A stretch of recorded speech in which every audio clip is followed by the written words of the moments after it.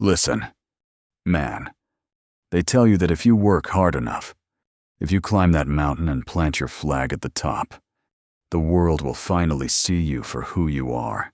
They tell you that the zeros in your bank account or the title on your business card act like a shield, protecting you from the jagged edges of the world. But let me tell you something I've learned at 52 years old. In this country, that shield is made of glass, and glass breaks. You ever feel like you're flying through a cloud even when the sky is blue? Like there's this heavy, invisible mist following you around, reminding you that no matter how high you soar, someone is always waiting to pull you back down to earth. That's what it feels like to be me. I'm Marcus. I've spent 25 years building a company from a garage in Detroit to a skyscraper in Manhattan. I've signed deals that move the needle for the national economy. I wear the tailored suits. I speak the language of the boardroom. And I've earned every single penny. But when I step out of that office, I'm just another black man in a hoodie, trying to get home before I get into the absolute mess that went down on that flight to LA. I want to check in with you all. Where are you watching this from right now? Drop your city in the comments. I want to know who's out there listening, and if you've ever felt like you were being judged before you even opened your mouth. Do me a favor, hit that subscribe button and join the family. We're building something real here, a place where the truth doesn't have to be pretty to be told. It started on a Tuesday that felt like a Monday on steroids. I was exhausted. My bones felt like they were made of lead. We had just closed a merger that took 18 months of my life. And all I wanted, all I truly craved, was to sink into a seat, close my eyes, and not think about revenue cycles or quarterly projections for 5 hours. I was heading to Los Angeles to see my daughter graduate. That was my why. That was the reason I pushed through the 4:00 a.m. wake-up calls and the endless stress. I pulled up to JFK in the back of a black car. The rain was drumming against the window, a rhythmic, soul-crushing sound that matched the pace of my heart. I stepped out, adjusted my backpack, not a briefcase, mind you, just a simple leather backpack, and pulled my hoodie over my head to shield myself from the drizzle. I didn't look like a CEO. I looked like a guy who just wanted a nap. Walking into that terminal is always an exercise in patience. It's a liminal space, isn't it? Thousands of souls drifting between where they were and where they're going. All of them stressed, all of them on edge. But there's a specific kind of on edge you feel when you're me. You learn to walk with your hands visible. You learn to make eye contact that is polite, but not challenging. You learn to navigate the random security checks with a smile that never quite reaches your eyes, because you've done this dance 1,000 times before. I bypassed the long lines and headed for the priority lane. It's a small perk of the job. A little slice of convenience I've paid for 10 times over with my time and my health. But as I stood there, waiting for the TSA agent to beckon me forward, I felt it. That look. You know the one. It's the look that starts at your sneakers, travels up your jeans, lingers on your hoodie, and then settles on your face with a question mark attached to it. It's a look that says, "Are you lost, sir?" The agent, a young guy who looked like he'd rather be anywhere else, squinted at my boarding pass. He looked at the first-class stamp, then back at me. He didn't say anything, but the hesitation was a physical weight in the air. He checked my ID 3 times, tilting it under the light as if the holographic seal on my driver's license might suddenly melt away and reveal a forgery. I just stood there. I didn't complain. I didn't pull the "do you know who I am" card. I've learned that in those moments, silence is my only sanctuary. Finally, he waved me through.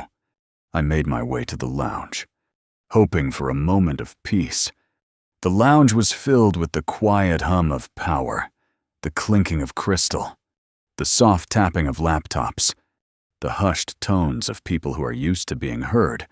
I found a corner, grabbed a coffee that tasted like burnt ambition, and tried to disappear.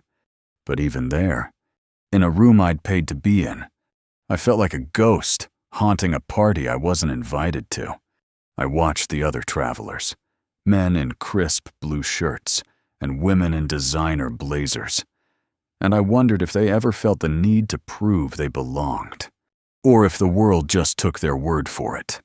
By the time they called for boarding, the exhaustion had moved from my bones into my soul.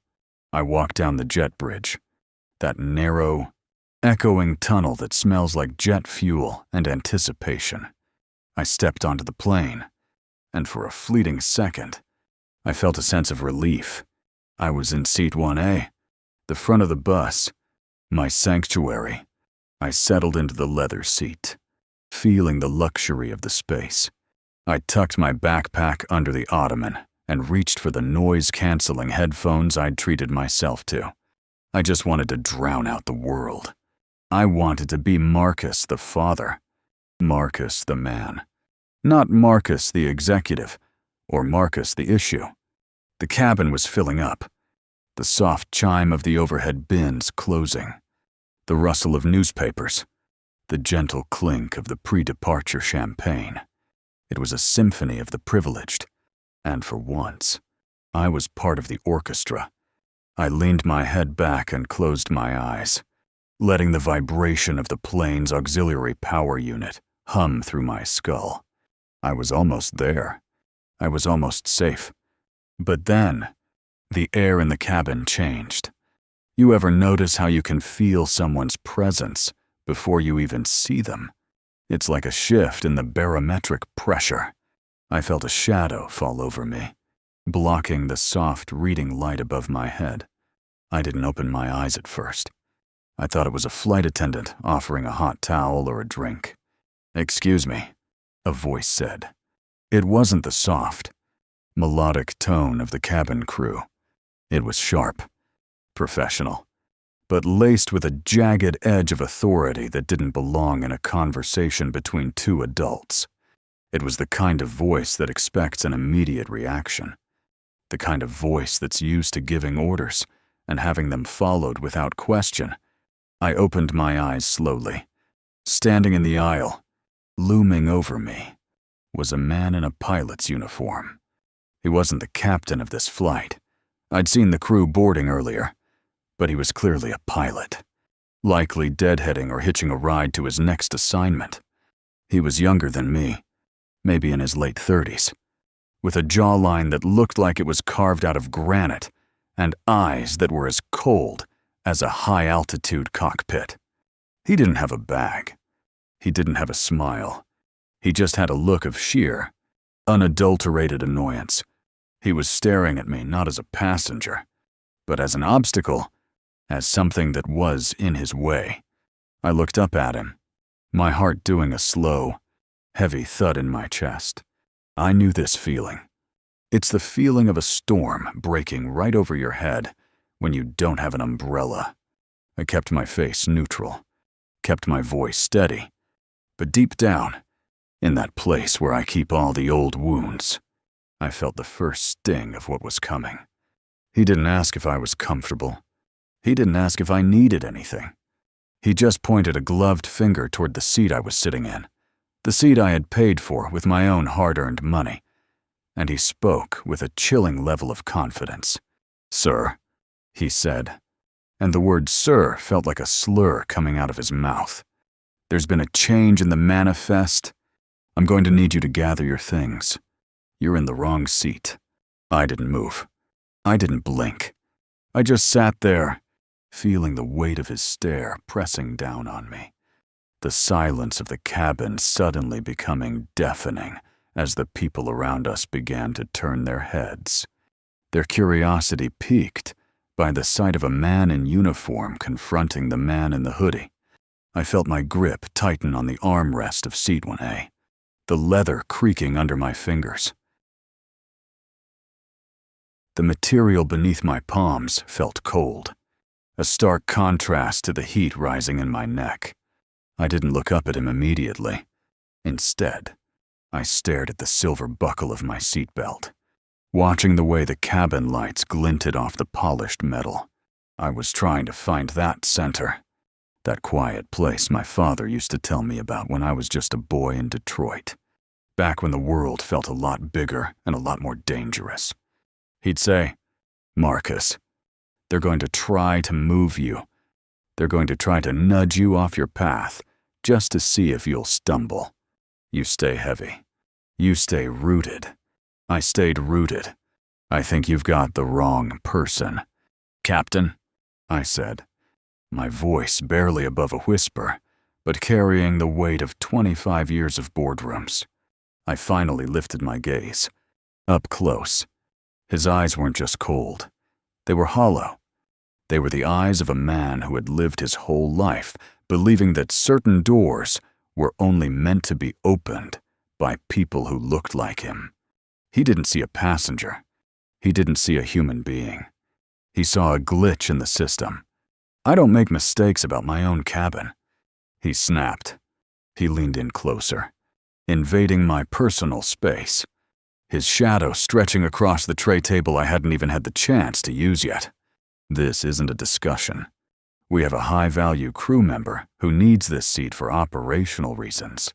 You were likely upgraded by a system error, or perhaps you're just hoping nobody notices you're in the wrong row. Either way, the party's over. Move to the back." Now, I could hear the rustle of fabric behind me. The woman in 2A, a polished lady in a pearl necklace, leaned out into the aisle. The man across from me in 1B stopped scrolling through his Wall Street Journal and lowered the paper just enough to peer over the top of his glasses. The silence in the first-class cabin wasn't peaceful anymore. It was predatory. It was that thick, suffocating silence that happens right before a car crash. "Operational reasons," I repeated, letting the words hang in the air like smoke. That's a very specific term. Usually, that implies an emergency or a mandatory crew displacement. But I'm looking at the manifest on my app, and this flight is nowhere near capacity in the back. If you need a seat, "Captain, there's plenty of room in 34B. His face turned a shade of crimson that I'd only seen on dying embers. He wasn't used to being questioned, especially not by someone he perceived as beneath him.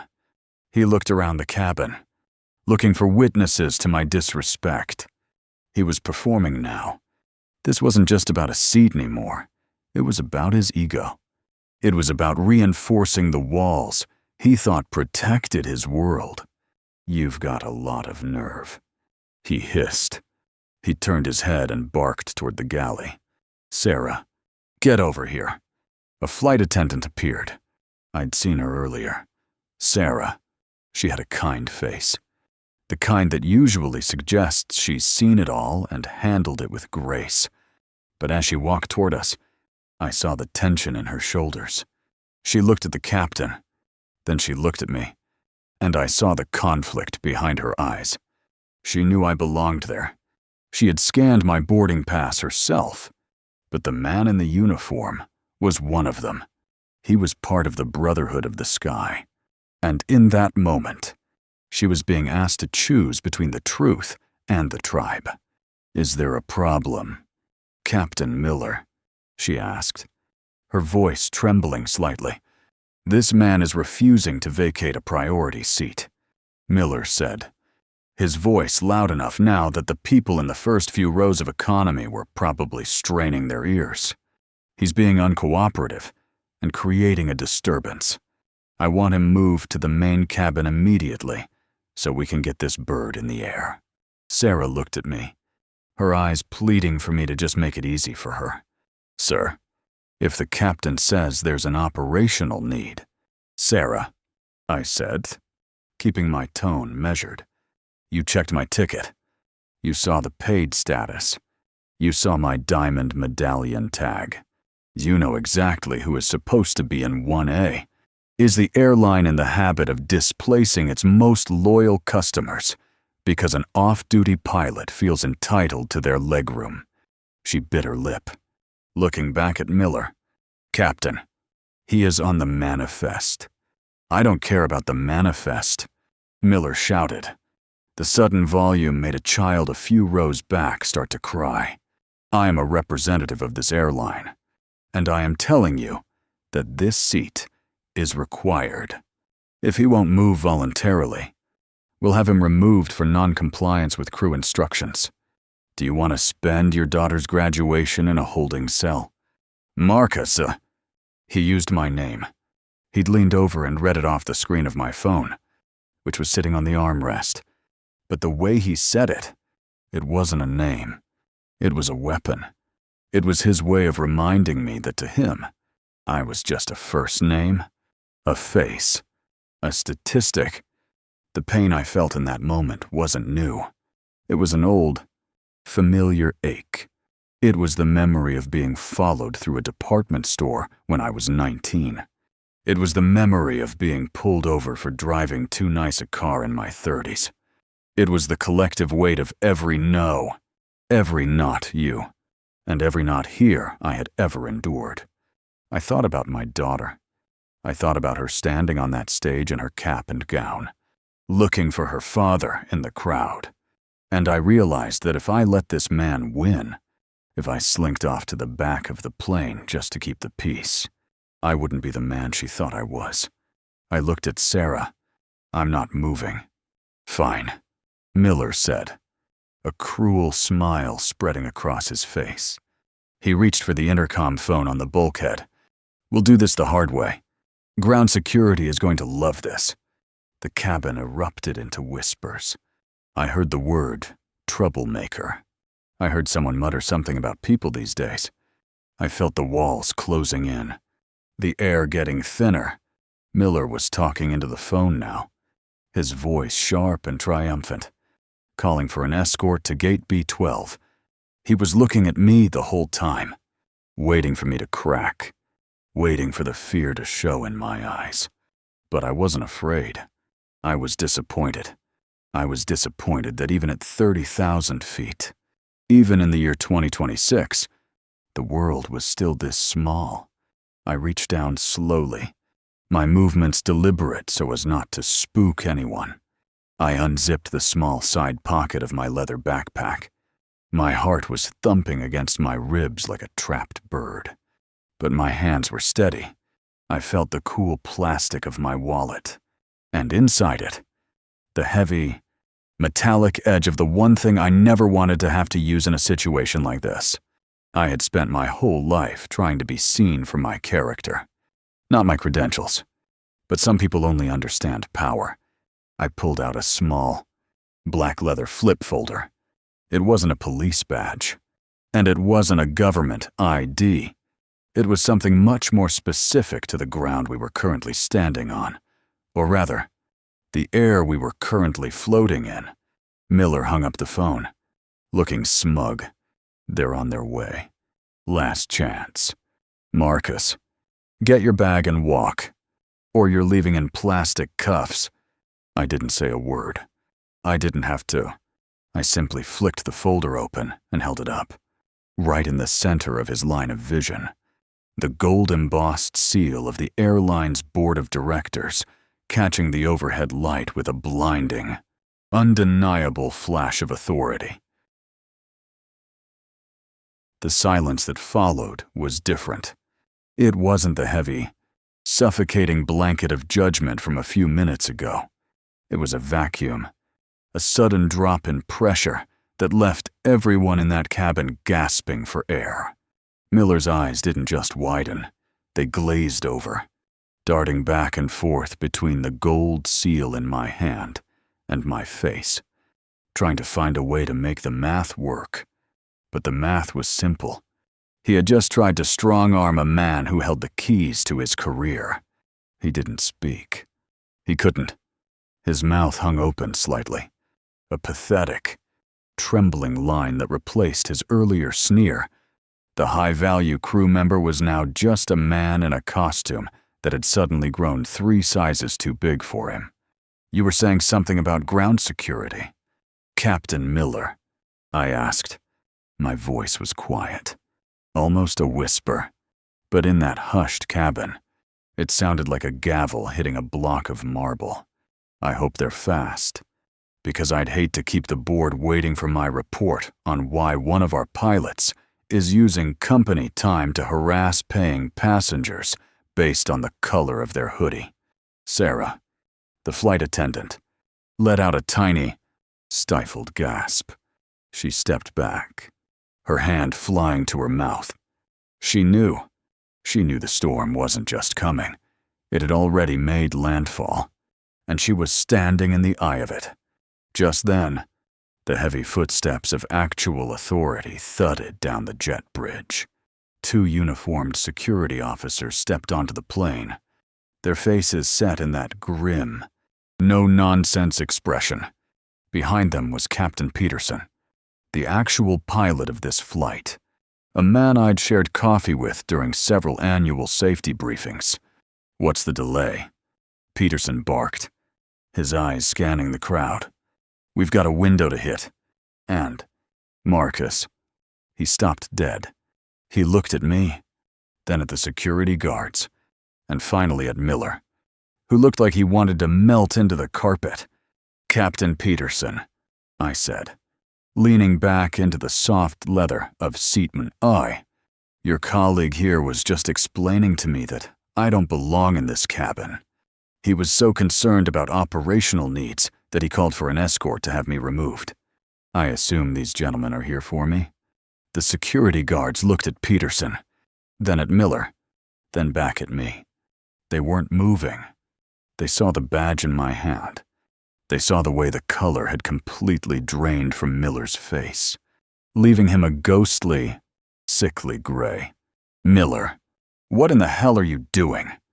Peterson's voice was low, vibrating with a mix of fury and disbelief. I thought there was an error," Miller stammered. His voice had lost its edge. It was thin, reedy. The sound of a man who knew he'd just stepped off a cliff and hadn't hit the bottom yet. He didn't have his credentials out. "Captain, I was just trying to ensure the integrity of the cabin." "The integrity of the cabin," Peterson repeated, stepping into Miller's personal space. "You just tried to eject a member of the board of directors from his own seat.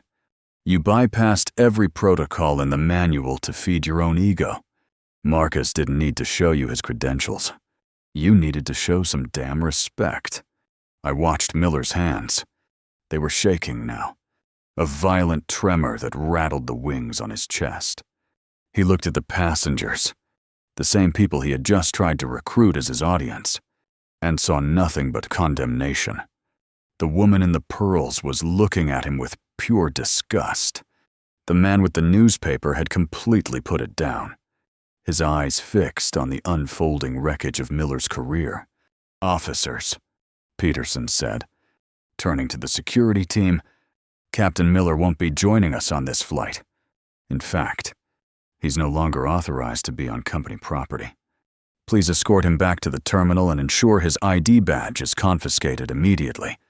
The clack of the handcuffs wasn't necessary, but the way the officers gripped Miller's arms was just as final. They didn't treat him with the professional courtesy he'd expected. They handled him like a problem that needed to be solved. As they turned him around to lead him off the plane, Miller looked back at me one last time. There was no more hate in his eyes, only a desperate, hollow plea for mercy. I didn't give it to him, not because I'm a cruel man, but because some lessons have to be earned in the fire. "Wait," I called out. The group paused at the door of the jet bridge. Miller turned, a spark of hope flickering in his dull eyes. Maybe he thought I was going to call it off. Maybe he thought I'd be the bigger man and let him stay. "Make sure he gets a seat in the terminal," I said, my voice cold and steady. "Right by the window. I want him to have a front row seat when this plane takes off with me in it."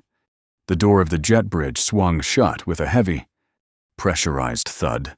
sealing the cabin and leaving the ghost of Miller's prejudice on the other side. Sarah approached me, her hands trembling as she held a fresh glass of water. She didn't say anything, but the way she set it down, gentle, careful, almost reverent, said enough. I looked out the small window of seat 1A. The rain was still falling, streaking across the glass like tears. But the heavy mist that had been following me all day had finally started to lift. I sat there for a moment, just breathing, feeling the steady, rhythmic beat of my own heart.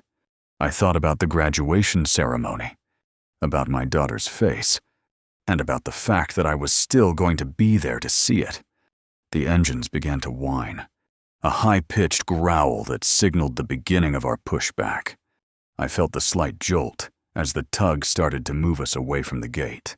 I watched the terminal recede, watched the flickering lights of the airport, and felt a strange, quiet sense of victory, not just for me, but for every person who has ever been told they were in the wrong seat. I unbuckled my seatbelt just enough to reach into my bag, pulling out a small, framed photo I always carry. It was my father, standing in front of his old truck in Detroit. I looked at his tired, proud eyes and whispered a silent, "Thank you." He was right. I had stayed rooted. As the plane taxied toward the runway, I didn't feel like a CEO or a board member. I felt like a man who had reclaimed something that couldn't be bought with a ticket or earned. The roar of the engines reached a crescendo, a guttural scream of power that pushed me deep into the cushioning of my seat. As the nose of the plane tilted upward, I watched the rain-slicked runway of JFK dissolve into a blur of gray streaks until, suddenly, we pierced through the ceiling of the storm.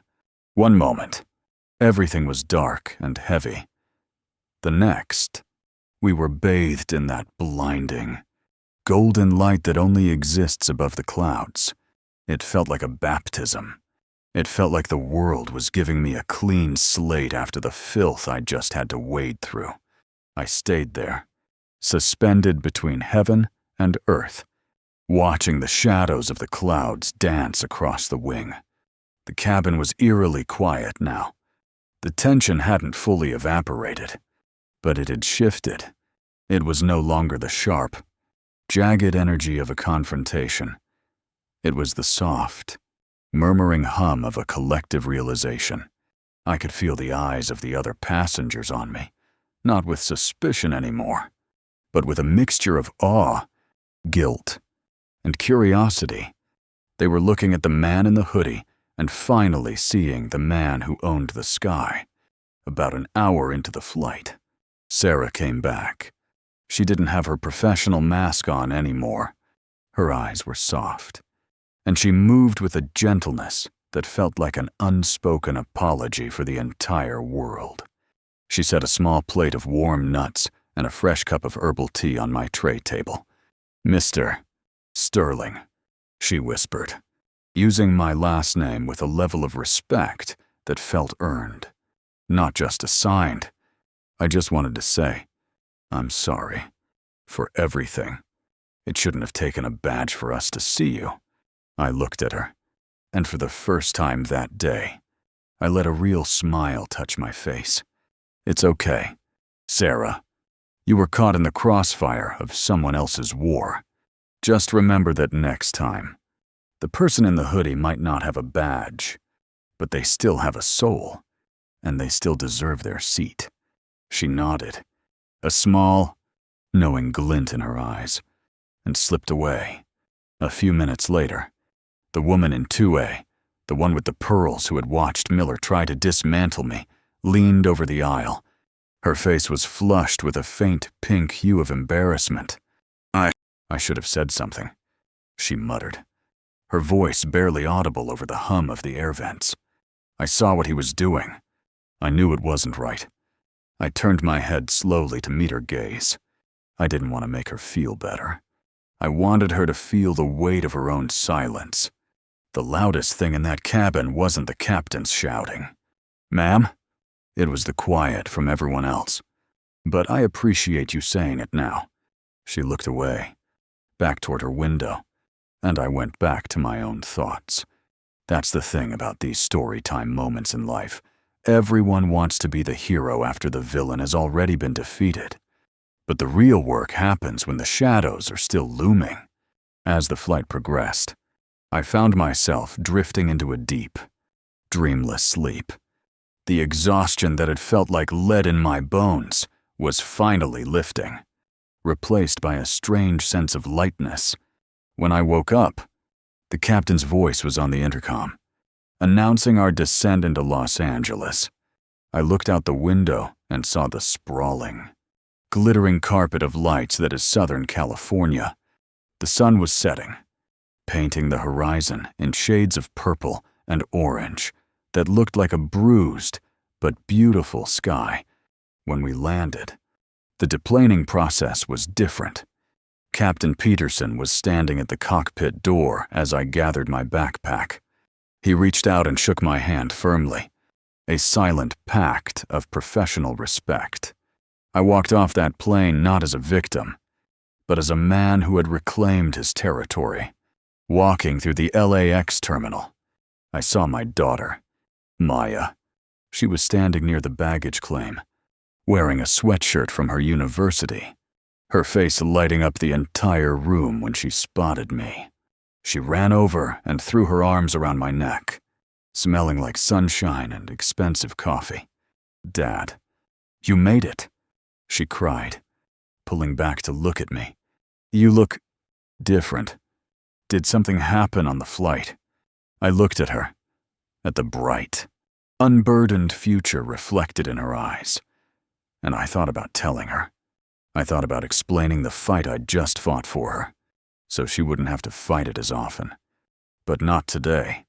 Today was her day. Just a little turbulence. "Baby," I said, kissing her forehead. "Nothing your old man couldn't handle."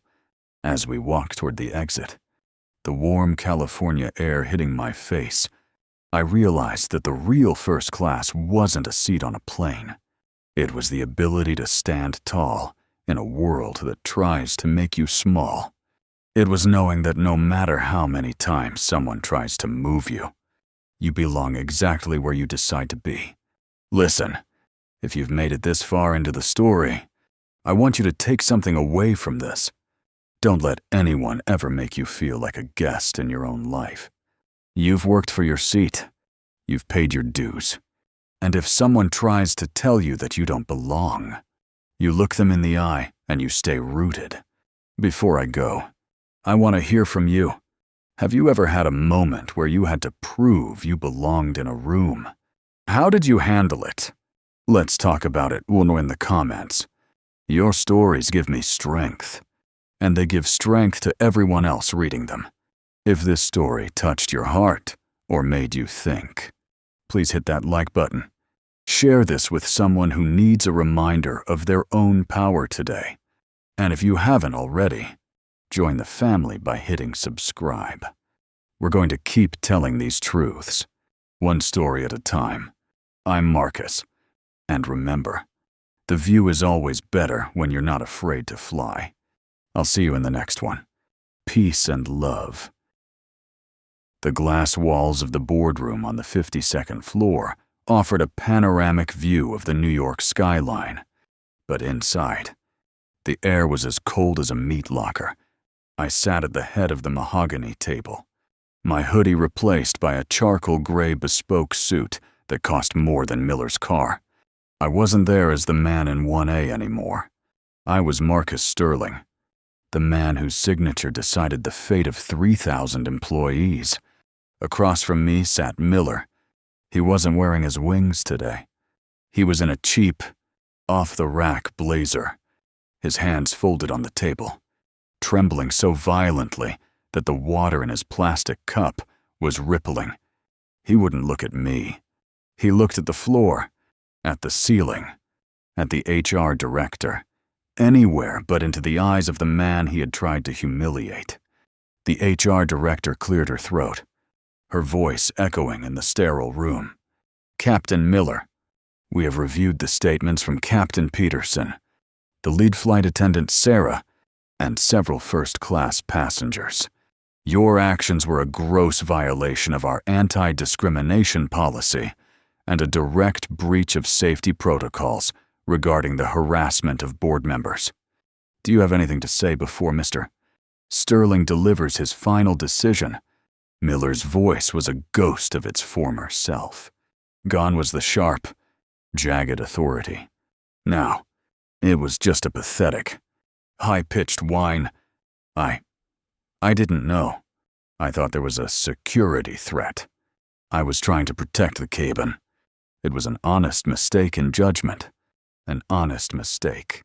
I spoke for the first time, and the room went dead silent. I leaned forward, the leather of my chair creaking. You didn't ask for my ID, Miller. You didn't check with the gate agent. You looked at the color of my skin and decided I was a trespasser. You didn't try to protect the cabin. You tried to protect your ego. I pulled a file from my briefcase. It wasn't my badge this time. It was his personnel file. I've spent the last 48 hours looking into your history. Miller, this wasn't your first mistake. 3 complaints of unprofessional conduct toward minority crew members in the last 2 years, all of them buried by your union reps because you had a clean flying record. You thought the uniform made you untouchable. You thought the sky belonged to you. Miller finally looked up, his eyes red and desperate. Please, sir, I have a mortgage. I've been flying since I was 20. This is all I know. If you fire me, no other airline will touch me. I'll be blacklisted. I looked at him and felt a strange wave of sadness. Not for him, but for the world that had convinced him he was superior. You're right. Miller, you will be blacklisted, but not because I'm vengeful. It's because the responsibility of carrying hundreds of lives at 30,000 feet requires more than technical skill. It requires character, and yours is hollow. I stood up, adjusting my cuffs. I'm not just firing you. Miller, I'm instructing our legal team to ensure that the settlement for your termination includes a mandatory public apology to the crew you've harassed over the years, and I'm donating your remaining pension balance to a scholarship fund for underprivileged pilots of color. You wanted operational change. This is what it looks like. As I walked out of that room, Miller began to sob. It wasn't the sound of a man who was sorry for what he had done. It was the sound of a man who was sorry he got caught. I didn't look back. I had a company to lead and a culture to fix. Justice wasn't just about removing one bad apple. It was about making sure the tree couldn't grow that kind of fruit ever again. The rain in Detroit doesn't just fall. It punishes. It's a cold, greasy rain that smells of diesel and broken dreams. I was 12 years old, sitting on an oily milk crate in the corner of my father's garage, watching him work. My father, Big Eli, was a man of few words and calloused hands. He was the best mechanic in the district, a man who could listen to an engine and tell you which bolt was loose just by the vibration of the air. That afternoon, a shiny silver Cadillac pulled into the bay. The driver, a man in a crisp white shirt and a tie that cost more than our monthly rent, stepped out like he was stepping onto a holy site. He didn't want to get dirty. He didn't say hello. He didn't ask how Eli was doing. Fix it, the man said, tossing a set of keys onto my father's grease-stained workbench. And make it fast. I've got a meeting at the club, and I don't want to spend any more time in this part of town than I have to. I watched my father. I expected him to get angry. I expected him to tell the man to leave. But Big Eli just wiped his hands on a rag, picked up the keys, and nodded. It'll be an hour, sir. For the next 60 minutes, I watched my father work with the precision of a surgeon. He crawled under that car. his back on the cold concrete, his muscles straining as he wrenched the rusted parts free. When he was done, the Cadillac purred like a kitten. The man came back, checked his watch, and pulled out a wad of cash. He peeled off a few bills and threw them on the ground. Not on the table. On the greasy, wet floor. There. Keep the change. Maybe buy your kid a shirt that doesn't have holes in it. My blood boiled. I wanted to scream. I wanted to throw those keys at the man's head. But my father didn't flinch. He slowly knelt down, picked up the bills one by one, and stood back up. He looked the man directly in the eye, not with anger, but with a terrifying, quiet dignity. "Sir," my father said, his voice as steady as a heartbeat, "your car is fixed. It'll get you wherever you're going, but your money only pays for my labor. It doesn't pay for my pride. Take your change. I don't need a tip from a man who can't stand tall enough to hand me my pay." The man froze. The smugness vanished from his face, replaced by a sudden, sharp flicker of shame. He took the change, got into his car, and drove away without saying another word. My father turned to me, his face smeared with oil. He saw the tears in my eyes. He walked over and put a heavy hand on my shoulder. "Marcus, listen to me. People will try to move you. They'll try to make you feel like you're a guest in your own skin. They'll throw their money, their words, and their hate at your feet just to see if you'll bend over and stay there." He squeezed my shoulder, his grip like iron. "But you stay rooted. You do your work better than anyone else. And you keep your head up. Because as long as you know who you are, they can never truly own you. You hear me?" I heard him. Have you ever felt like a single drop of black ink on a pristine, bleach-white sheet of paper? That feeling where you aren't just a person, but a smudge that everyone is trying to figure out how to wipe away. I've spent 50 years on this earth, 30 of them building a life that most people only see in movies. And yet, there are days when I feel like that ink. It doesn't matter if I'm wearing a $5,000 tailored Italian suit or carrying a briefcase that costs more than a used car. Before they see the CEO, before they see the father, before they see the man who pays his taxes and loves his country, they see the color, they see the threat or the mistake. I'm sitting here in my home office right now, looking at the city lights, and I needed to get this off my chest. I needed to tell you what happened last Tuesday at JFK, because if I don't say it, it's just going to sit in my throat like a piece of jagged glass, and I'm tired of swallowing blood. Before I get into the thick of it, into what that pilot said to me that made the entire first-class cabin go dead silent, I want to ask you something. I want you to really think about this. Where are you watching this from right now? Are you in your car? At work? Or maybe lying in bed trying to find some peace? Wherever you are, drop a comment and let me know. And tell me, have you ever stood in a room where you knew, deep in your gut, that everyone was wondering how you got through the door? Have you ever felt like an intruder in your own life? If you have, you're going to want to stay until the end of this. And if you're new here, hit that subscribe button. We talk about the real stuff here. No filters, just the truth. It was 4:30 a.m. at JFK International. The airport at that hour is a strange, cold place. It smells like burnt coffee, industrial floor wax, and the exhausted breath of thousands of people who just want to be somewhere else.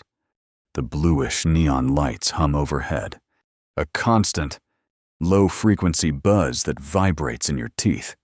I was tired.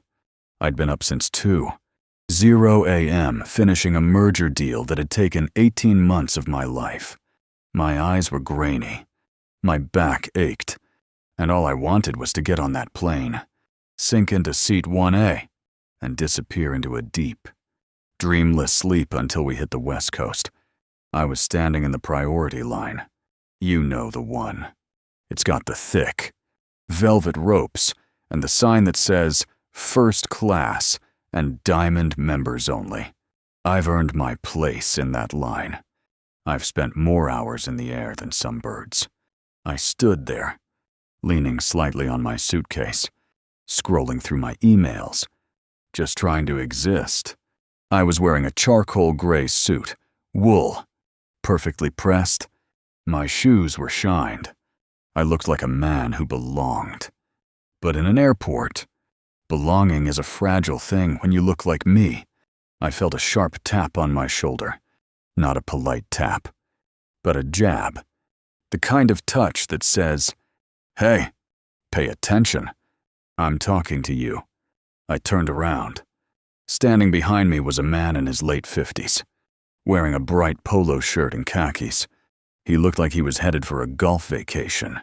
He had this look on his face, not anger, but a sort of smug, helpful condescension. It's a look I've seen 1,000 times. It's the look someone gives you when they think they're correcting a cosmic error. "Excuse me, sir," he said, his voice loud enough for the 4 people behind him to hear. "The line for the rest of us is back there. This is the priority lane. You're in the wrong place." He pointed toward the economy line, which was snaking around the corner. Hundreds of people deep, looking like a tired, gray river of frustration. I looked at his finger. Then I looked at his eyes. I didn't say anything for a second. I just let the silence hang there. I wanted to see if he'd realize what he was doing. I wanted to see if he'd look at my suit, or my briefcase, or the way I held myself, and realize his mistake. But he didn't. He just stood there, smiling that tight little, I'm just being helpful smile, waiting for the help to move out of his way. "I'm in the right place," I said quietly. My voice was calm. My father taught me that. He used to say, "Marcus, never give them the satisfaction of seeing you sweat. If you lose your cool, you lose the war." The man's smile didn't flicker, but his eyes narrowed. "I don't think you understand. This is for first class. You have to have a certain type of ticket to stand here. The general boarding area is way down by the Starbucks. You probably just missed the sign." Behind him, a woman in a fur coat sighed loudly and checked her watch. She didn't look at me. She looked through me, like I was a pillar that had been inconveniently placed in her path. The air in that terminal suddenly felt very thin. It felt like the oxygen was being sucked out of the room by the sheer weight of their assumptions. "I have the ticket," I said, my heart starting to throb against my ribs. It wasn't a fast beat. It was heavy, like a drum in a funeral march. Thump, thump, thump. "Well, let's see it then," the man said, crossing his arms. He actually laughed. A short, sharp bark of a laugh. "I'd love to see the ticket that puts you in 1A. He didn't work for the airport. He wasn't security. He wasn't a gate agent. He was just a guy. Just a regular guy who felt he had the God-given right to audit my existence. And that's the part that hurts the most. You know, it's not the big, screaming moments. It's the casual way people feel entitled to question your right to breathe the same air they do. I felt that old, familiar heat rising in my neck. It's a heat that comes from years of being followed in department stores. From years of being told all the tables are reserved when the restaurant is half empty.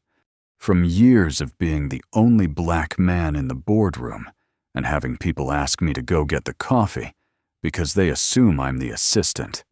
I reached into my pocket and pulled out my phone. I opened the airline app. There it was.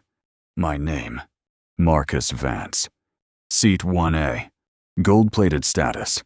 I didn't show it to him. Why should I? I don't owe a stranger a justification for my life. I don't need to show you anything. I said. The man huffed, turning to the woman in the fur coat. Can you believe this? Some people just have no respect for the rules. He's gonna hold up the whole line when the agent gets here. I turned back around. I stood my ground. I felt like a mountain. A tired, aching mountain. But a mountain nonetheless. The agent finally arrived. She looked up. First class and diamond priority. Please step forward. I walked up to the podium. I felt the man behind me bracing himself, waiting for the moment the agent would tell me I was in the wrong line. He was leaning in, his face lit up with the anticipation of my humiliation. He wanted to see me shuffled off to the back of the bus. She scanned it. The machine made a crisp, high-pitched ding. A green light flashed. She looked at the screen, then looked at me. She didn't see the CEO. She didn't see the struggle. She just saw a passenger. Thank you, Mr. Vance. Enjoy your flight. You can head right down the jet bridge. I didn't look back at the man. I didn't need to. I could hear the silence behind me. It was a heavy, stunned silence. As I reached the door of the aircraft, I stepped onto the plane. The air was pressurized. I turned left, toward the front. Suddenly, the cockpit door opened. The pilot stepped out. He leaned in a little further, his eyes scanning my face. I gripped the armrest so hard, my knuckles turned a ghostly white, feeling the cold air from the vent above blowing directly onto my forehead. That shadow didn't just block the light. It felt like it was pressing down on my chest, heavy as a bucket of wet sand. The pilot's eyes were a pale, icy blue, the kind of blue that looks right through you, searching for a crack in the foundation. He didn't say a word for what felt like an eternity, just stood there with his hand on the seat, his wedding ring clicking rhythmically against the plastic. Click, click, click. It sounded like a clock ticking down to a disaster I'd been bracing for my entire life. I looked up at him, and for a split second, I wasn't a 50-year-old man in a first-class seat. I was 10 years old again, standing on a dusty porch in Savannah, Georgia, watching my father pull on his heavy, stained work boots. My daddy was a man of few words, but his hands told the whole story. They were mapped with scars and calluses, permanently tinted with the grime of engines and the harsh sting of industrial bleach. He'd spent 40 years cleaning floors and fixing machines for people who never bothered to learn his last name. Marcus, he'd say, his voice deep and gravelly like a riverbed. The world is going to try and tell you where you belong before you even get out of bed. They'll try to box you in, seal the lid, and label you danger or nothing. Your job isn't just to survive. Your job is to build a world where their boxes can't hold you. I can still smell the fried catfish and collard greens from my mama's kitchen, a scent that meant safety and love. But the moment I stepped off that porch, the air changed. I remember the first time I realized I was different.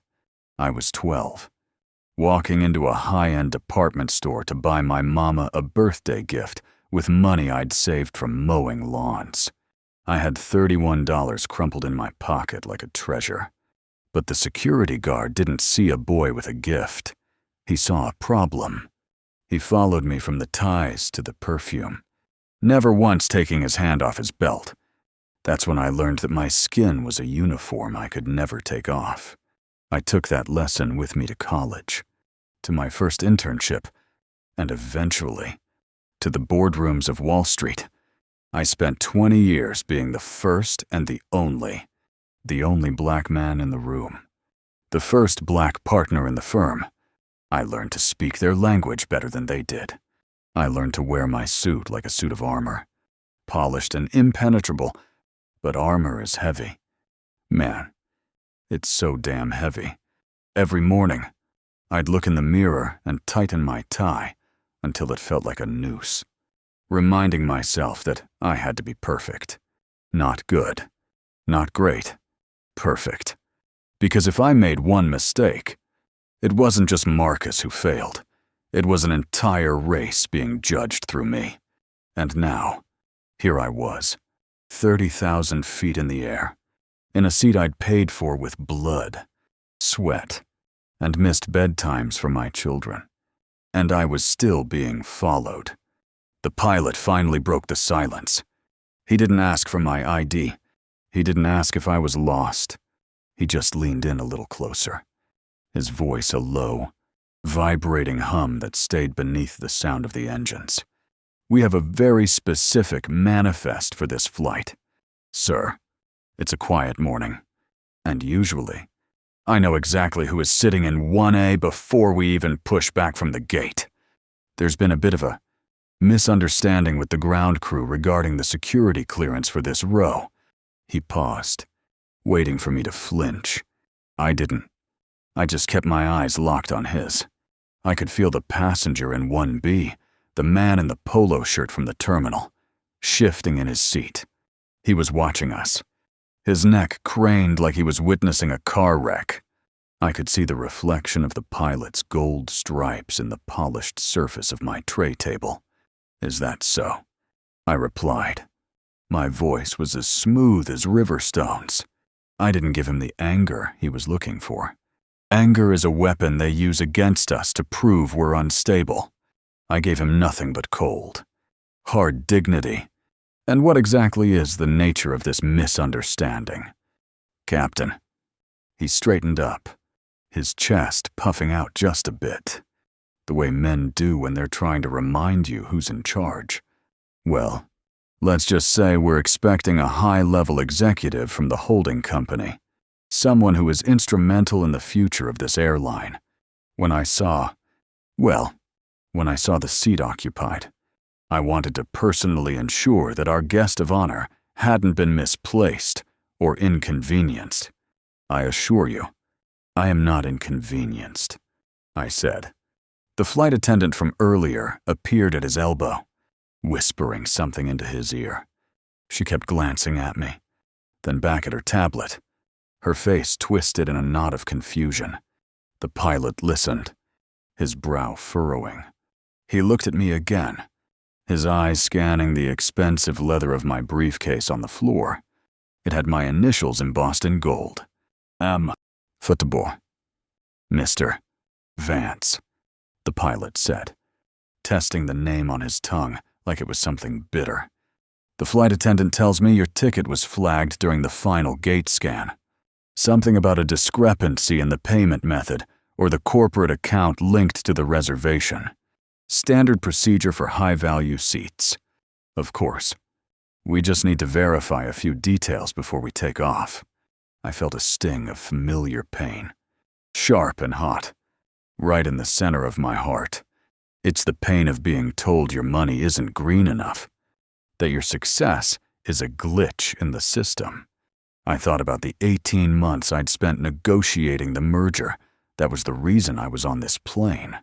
I thought about the thousands of employees whose jobs I'd saved, the families who would have food on their tables because of the discrepancy sitting in 1A. I reached down and slowly unzipped my briefcase. I didn't rush. I pulled out a thick, blue folder, the final signed contracts for the acquisition. I didn't open it. I just held it on my lap, my hand resting on the cover. Captain, I said, I've spent most of my life being verified. I am very, very tired of being verified. The pilot's face reddened. He wasn't used to people talking back to him, especially not with this kind of quiet authority. He looked around the cabin. A few other passengers were now peering over their seats. The atmosphere was thick, like the air before a thunderstorm. I'm just doing my job. Sir, he snapped, I have a responsibility to the safety and security of this aircraft.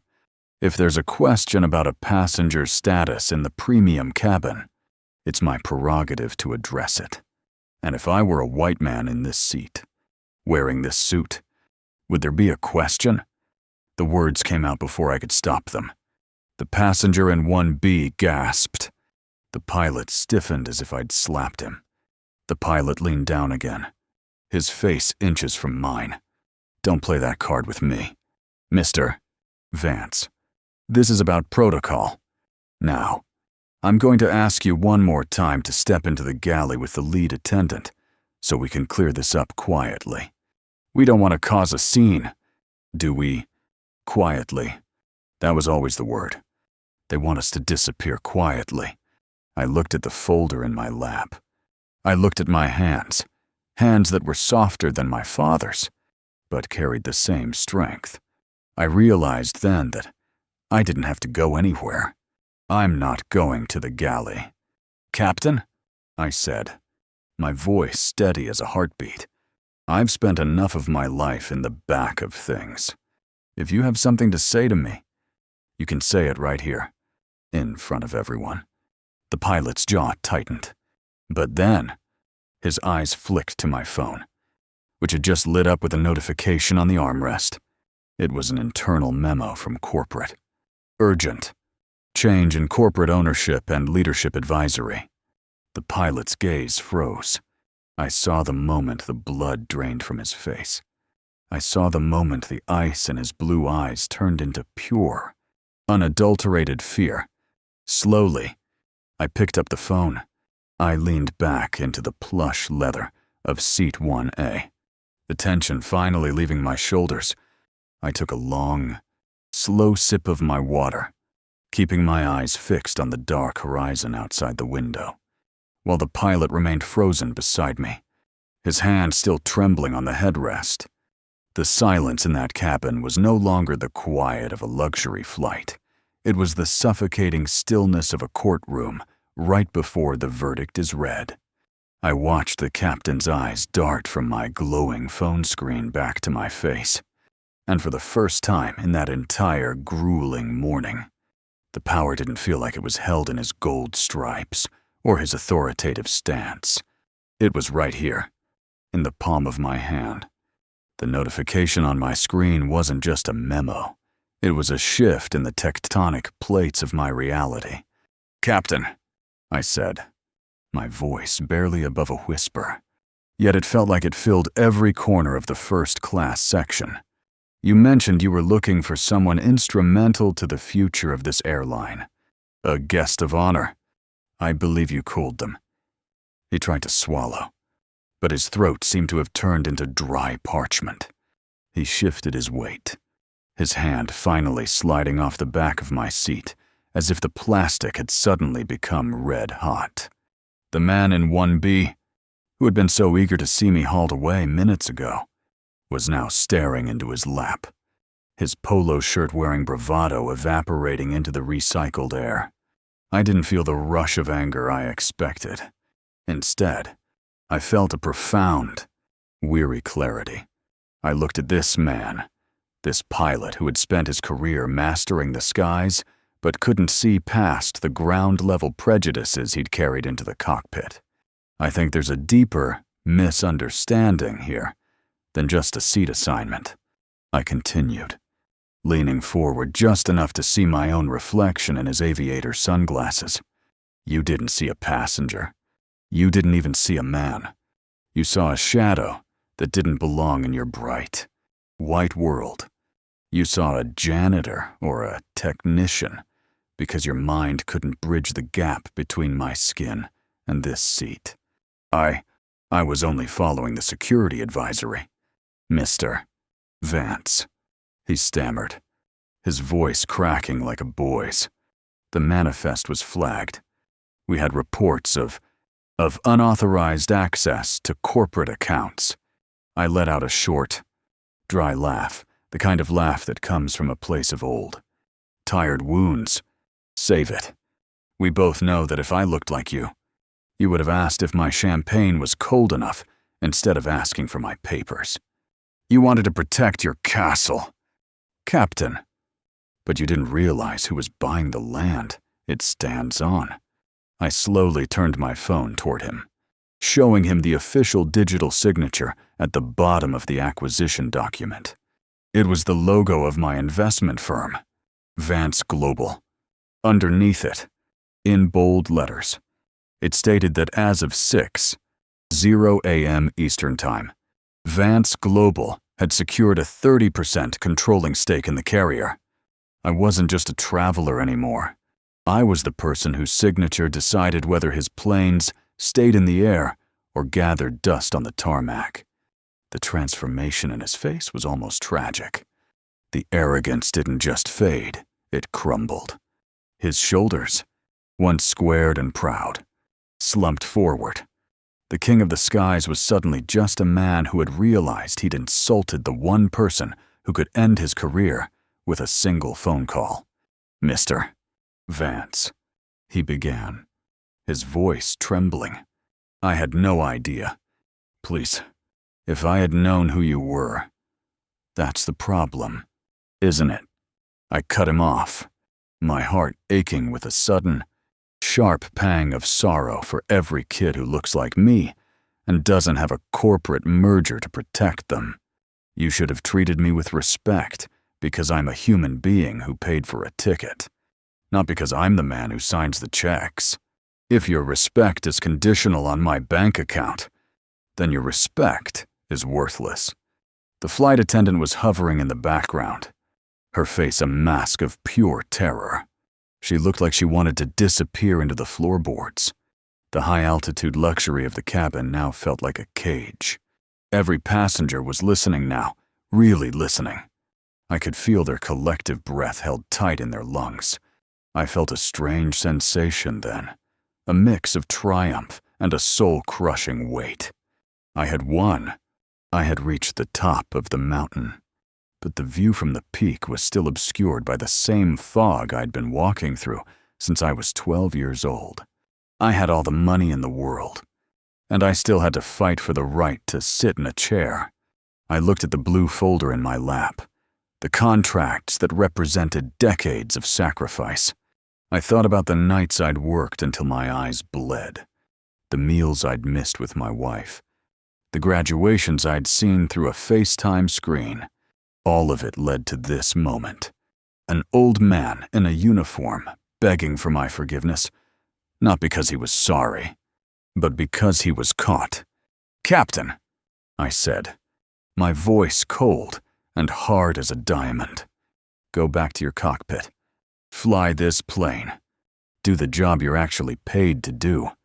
We'll discuss your protocol when we land in Los Angeles.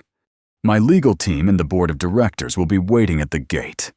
He opened his mouth to speak, perhaps to offer one last desperate plea, but I simply turned my head back toward the window. I closed my eyes, shutting out the sight of him, the cabin, and the fake smiles of the people around me. I felt the heavy, rhythmic thrum of the wheels starting to move faster as the plane turned onto the main runway. The engines began their deafening, primal roar, shaking the very frame of the aircraft. As the nose of the plane began to lift, tilting us back into our seats and defying gravity, I felt a single, hot tear escape the corner of my eye and trail slowly down into the collar of my $5,000 suit. That single tear felt heavier than the plane itself as we pierced through the gray morning clouds and finally hit the sunlight. Up there, at 35,000 feet, the world looks so peaceful. You don't see the velvet ropes. You don't see the borders, and you certainly can't see the color of a man's skin. It's just endless blue and a horizon that never ends. I sat there for hours, staring out that window, watching the American landscape crawl by underneath us. Mountains, deserts, tiny towns where people were waking up to start their day, oblivious to the storm that had just taken place in cabin 1A. The flight attendant, the one who had looked at me like I was a ghost earlier, tried to make it right. Every 20 minutes, she'd lean in with a forced, trembling smile, asking if I needed more water, a warm towel, or something from the premium menu. She even brought over a box of those expensive chocolates they usually save for the top-tier regulars. I didn't touch a single one. I didn't want her chocolates. I wanted the 3 hours of peace she and the captain had stolen from me. I wanted the dignity that shouldn't have required a corporate merger to activate. I spent most of the flight thinking about my daughters. They're young, beautiful, and brilliant. They think the world is their oyster. And in that moment, sitting in that plush leather seat, I realized that my bank account could buy them the finest education, the safest neighborhoods, and the best opportunities, but it couldn't buy them a shield against the look I saw in that pilot's eyes. That's the bitter pill of success. Man, you climb the mountain thinking the air will be cleaner, but sometimes the rot just follows you up. When the fastened seatbelt sign chimed for our descent into LAX, the captain's voice came over the intercom. It sounded different, stiff, hollow, stripped of that booming authority he had used to try and intimidate me. He went through the weather report and our arrival time, but I could hear the tremor in his breath. He knew what was waiting for him at the gate. We touched down with a sharp jolt, the tires screaming against the California tarmac as we taxied toward the gate. The cabin remained eerily quiet. Usually, people are rustling, checking their phones, eager to get off. But today, it felt like everyone was waiting for the final act of a play. The jet bridge connected, and the door creaked open. I stood up, smoothed out my suit, and grabbed my briefcase. I felt a strange calm. The anger had evaporated, replaced by a cold, sharp sense of purpose. As I stepped toward the exit, the captain was standing there in the galley. He had his hat in his hands now. His face was a shade of gray that matched the clouds we'd left behind in New York. He stepped into my path, not to block me this time, but to plead. "Mr. Vance," he whispered, his eyes looking at the floor. I wanted to apologize again. Personally, I've been with this airline for 25 years. I have a family. I didn't mean any. I stopped. I looked at him, really looked at him. I saw a man who wasn't evil, just small. A man who had let a lifetime of unchecked assumptions turn him into a bully. "You were just doing your job." "Right," I said, finishing his sentence. I didn't say it with malice. I said it with pity. "The problem, Captain, is that you think your job is to decide who belongs. But your only job is to fly the plane. You almost missed a historical merger because you were too busy playing gatekeeper." I glanced past him to the gate. Standing there were 4 men in dark suits, my legal counsel, and 2 members of the airline's transition board. They weren't smiling. The captain followed my gaze, and I saw his throat hitch. "Are you going to fire me?" I took a breath. The scent of the jet bridge air hitting me, exhaust and ocean salt. "If I fire you, you just become a martyr in your own mind. You'll go home and tell your friends that a powerful black man took your job away, and you'll never learn a thing. No, I'm not going to fire you today. But," I continued, "you are going to be grounded for 90 days. No pay. And during those 90 days, you're going to spend your time at our diversity and inclusion headquarters. You're going to sit in a room and listen to stories like mine. You're going to learn that a suit doesn't make the man, but a man's character defines the suit. And when you come back, if you come back, you're going to be the first one to welcome the next person who looks like me into this cabin. Not because you have to, but because you finally understand that we all pay the same price for the air we breathe." I didn't wait for his thank you. I didn't want it. I walked past him, through the door, and onto the carpet of the terminal. I felt the weight of my father's hands on my shoulders in that moment. I could almost hear him laughing.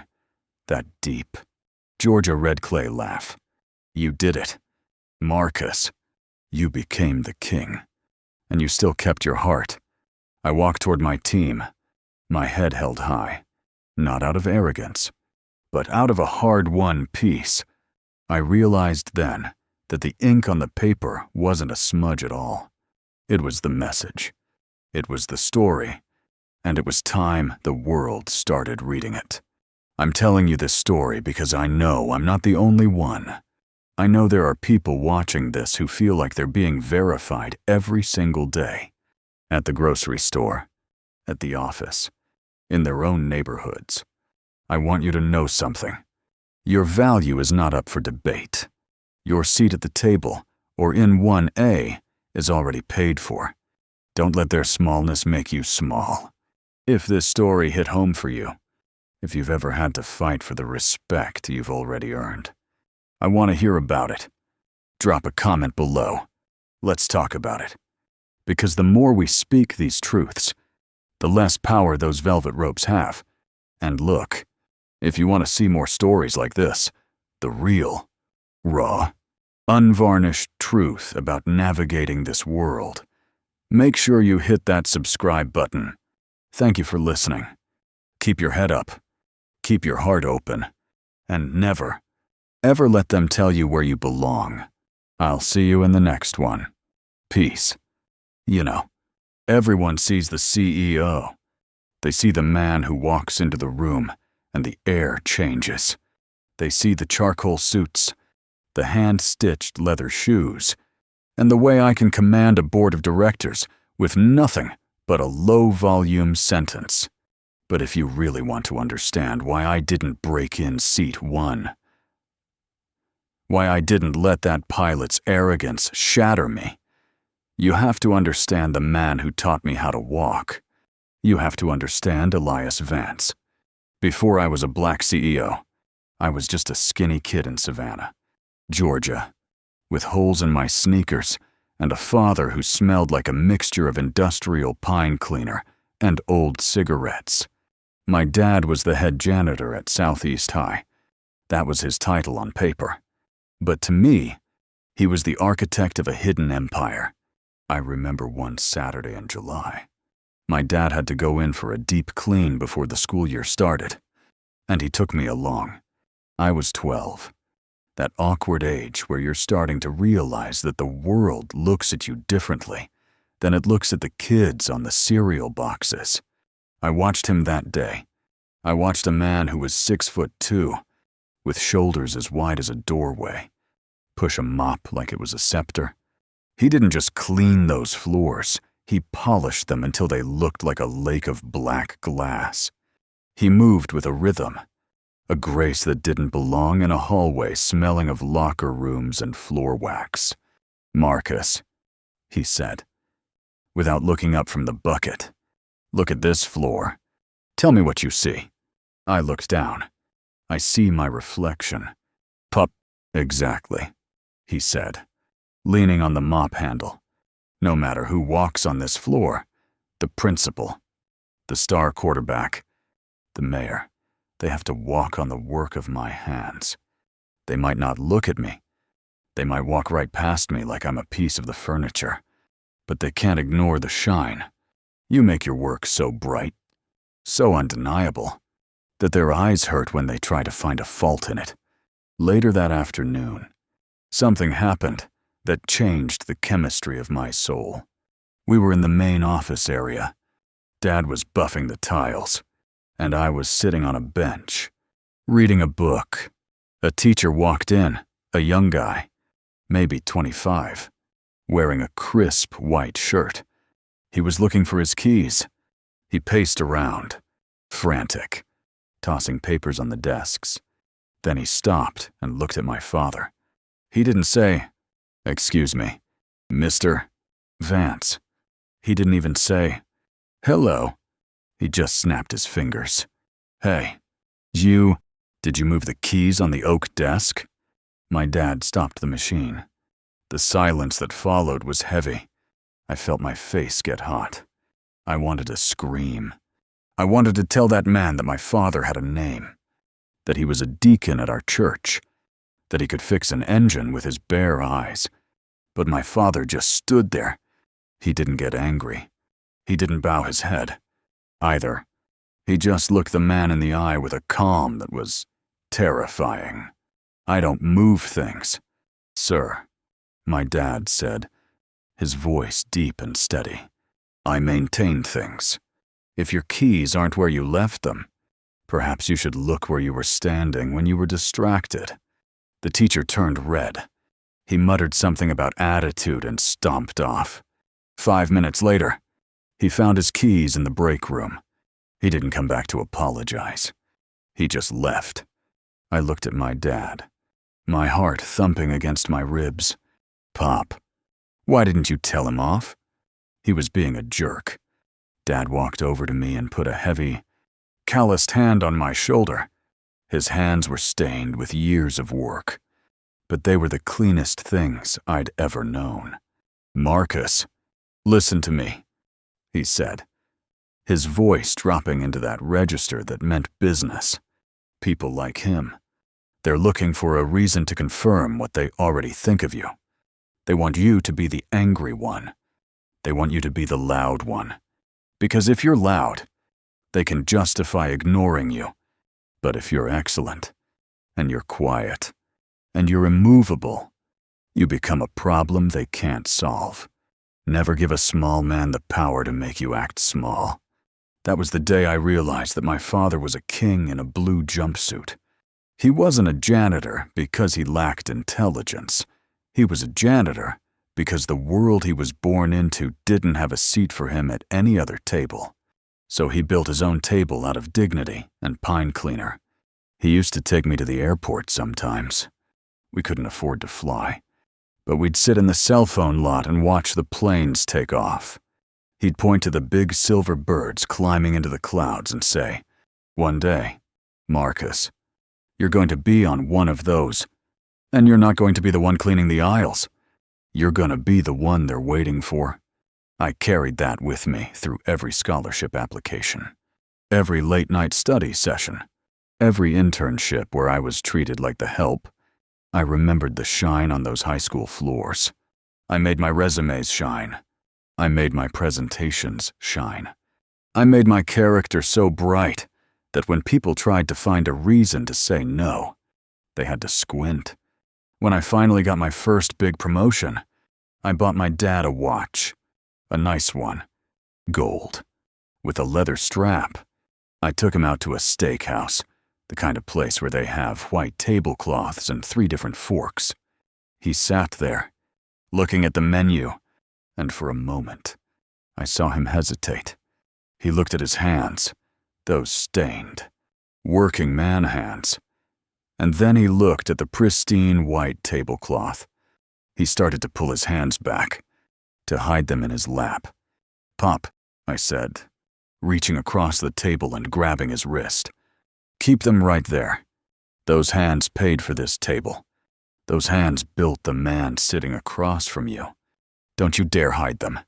He looked at me, and I saw a glimmer in his eyes I'd never seen before. It wasn't pride in me. It was a realization that his hidden empire had finally become visible. So when that pilot stood over me in seat 1A, trying to make me feel like an intruder, I didn't see a man with 4 gold stripes.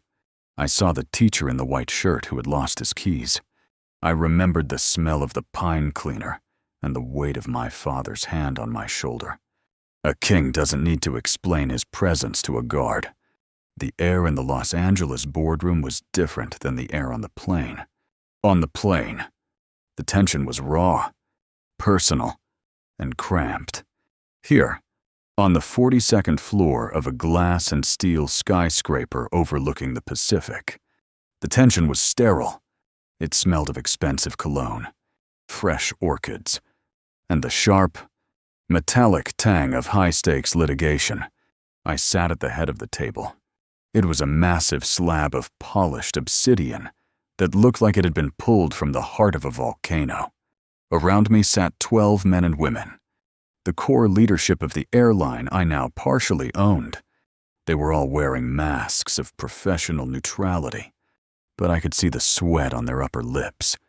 Across from me, at the very end of the long table, sat the captain. He wasn't wearing his uniform today, without the 4 gold stripes and the peaked hat. He looked smaller. He was wearing a gray suit that was a little too tight in the shoulders, and he kept twisting his wedding ring round and round his finger. Click, click, click. The same sound I'd heard on the plane. Beside him sat a union rep and a lawyer who looked like he'd rather be anywhere else in the world. Mr. Vance, the CEO of the airline, began, his voice smooth and practiced. We've reviewed the flight logs, the witness statements from the cabin crew, and the digital evidence you provided. We are prepared to offer a full public apology and a significant settlement to avoid any further unpleasantness. I didn't look at the CEO. I kept my eyes on the captain. He wouldn't look back. He was staring at a grain in the obsidian table, like it held the secret to his survival. I'm not here for a settlement, I said. My voice wasn't loud, but it cut through the room like a cold wind. And I'm not here for a press release that will be forgotten by next Tuesday. I'm here because your manifest is broken. And I'm not talking about the computer system. I stood up and walked to the floor-to-ceiling window. The LA sun was blinding, reflecting off the ocean. When I was in that seat 1A, I wasn't a person to your staff. I was a flag. I was a discrepancy. I was an error that needed to be corrected. And the man sitting at the end of this table felt it was his duty to correct it. I turned back to the room. The captain here says he has a family. He says he's been with this company for 25 years. He's worried about his pension. He's worried about his reputation. I walked slowly down the length of the table toward the captain. Every eye in the room followed me. The silence was so thick, you could have heard a pin drop on the carpet. I stopped right behind him. But tell me, Captain, I said, leaning down so I was close to his ear. Did you think about my family? Did you think about the fact that I had to call my wife from the tarmac to tell her I might be delayed because I was being interrogated? Did you think about the fact that my daughters might see a video of their father being escorted off a plane because someone assumed he didn't belong? The captain's hand started to shake. I was just following protocol. Sir, the system flagged the seat. The system didn't flag me, I said, my voice hardening. You did. The system is just a tool people use to hide their own bias. You saw a man you couldn't categorize, and you decided that the safest thing to do was to diminish him. That's not protocol. That's cowardice. The CEO cleared his throat. Mr. Vance, we are implementing new sensitivity training across the board. We are committed to training is just words on a PowerPoint. I interrupted, turning to face the board. I want structural change. I want a seat on the hiring committee.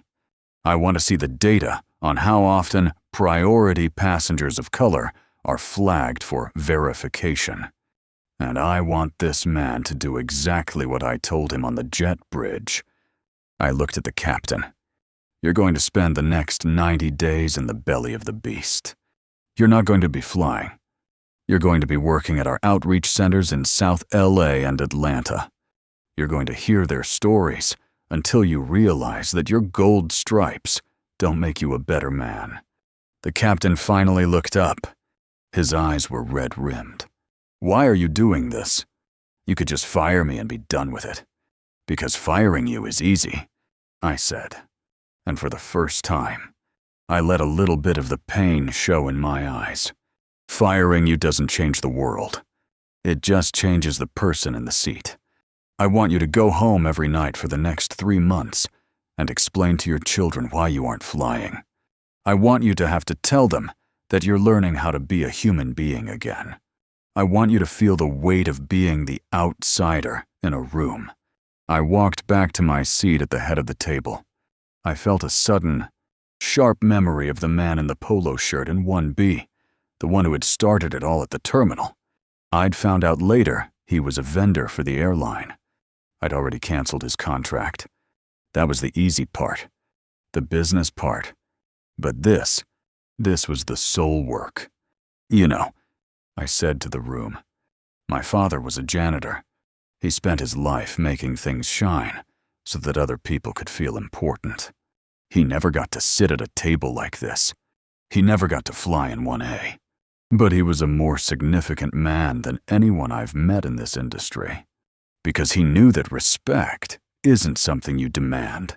It's something you carry. I picked up my briefcase. The meeting was over. I had what I wanted. Not revenge, but a crack in the wall as I walked out of the boardroom. The CEO followed me. Mr. Vance, wait. I want to personally ensure that your next flight with us is perfect. Anything you need. I stopped at the elevator and looked at him. He was a man who had spent his life in 1A mode. I don't need perfect, I said. The elevator door sliding open with a soft chime. I just need equal. If you can't tell the difference, then you aren't fit to lead this company. I stepped into the elevator and watched the reflection of the boardroom disappear as the doors closed. I looked at my hands. They were clean, but I could still feel the phantom grit of the savanna soil beneath my nails. I stepped out into the chaotic streets of Los Angeles. I wasn't an ink blot anymore. I was a man walking his own path. And for the first time in a long time, the air felt thin enough to breathe.